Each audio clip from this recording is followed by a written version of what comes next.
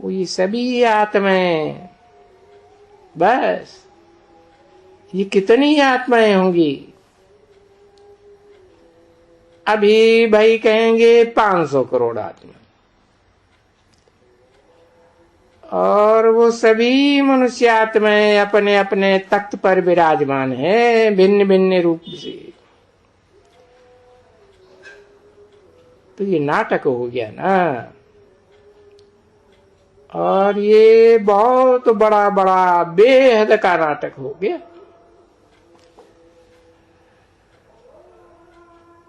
तो सब वो अकाल मूर्त जो है आत्मा, हाँ वो शरीर पर विराजमान है, कहो तख्त पर विराजमान है। तो ये भ्रकुटी रूपी तख्त है ना, तो बस एक तख्त पर विराजमान हो, फिर दूसरे जन्म में दूसरे तख्त पर विराजमान होती है। बड़ी वो जो तख्त है, और मनुष्य का ये शरीर रूपी तख्त है, और एक मनुष्य का शरीर न मिले दूसरे से, सबके फीचर्स अलग अलग।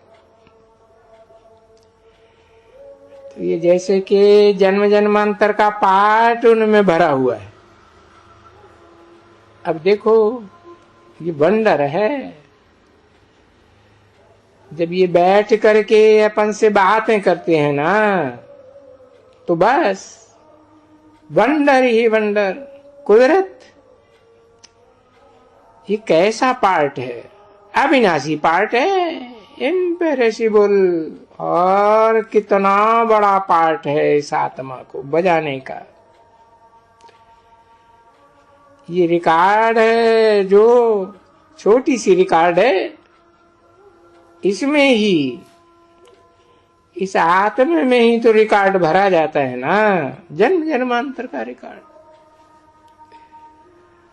और इसमें तो देखो कितना रिकॉर्ड 84 जन्मों का भरा रहता है। तो देखो बस सूक्ष्म ते सूक्ष्म, अति सूक्ष्म, बस इससे सूक्ष्म और कोई चीज हो ही क्या सकती है बाहर? बंडर। ये छोटी सी आत्मा, और ये कितना पार्ट भरा हुआ है, और सभी को एक्यूरेट पार्ट है, और वो छोटा भी है। भाई जो पिछाड़ी में आते हैं उन आत्मा में बस होता नहीं, छोटा पार्ट है, बाहर तो हुआ तो है ही, बस वो छोटा। जैसे कहेंगे बहुत बड़ा रिकॉर्ड और उसमें एक छोटा सा रिकॉर्ड, क्योंकि जन्म ही है उनका बस एक। जब वो सूक्ष्म वतन में, वहां तो कोई रिकॉर्ड की बात ही नहीं है, पार्ट तो वहां नहीं बजाते हैं ना। तो ये जब बैठ करके समझने में आता है, बस समझ समझ करके ये वंडर कहना बंद कर देते हैं, क्योंकि समझ आ जाता है पूरा। तो इससे जास्ती अभी क्या समझेंगे? जैसे समझाने से तो तुम सब कुछ सब जान जाते हो ना, तो यही नॉलेज है। और ये बाप के पास नॉलेज है ना,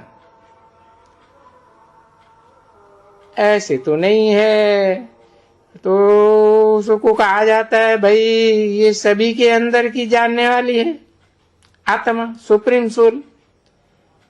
नहीं, यही जो समझाते हैं ये जानते हैं कि बाकी तुम क्या करते हो, क्या सारा दिन वो थोड़े ही बैठ करके भगवान जानेगा? ये जो नॉलेज इसको कहा जाता है, जो बाबा में और तुम्हारे में मर्ज हो रही है, अभी मर्ज हो रही है, समझा? हाँ, अभी मर्ज हो रही है, जिससे तुम इतना ऊंच पद पाते हो। तो ये समझ रहती है ना बच्ची।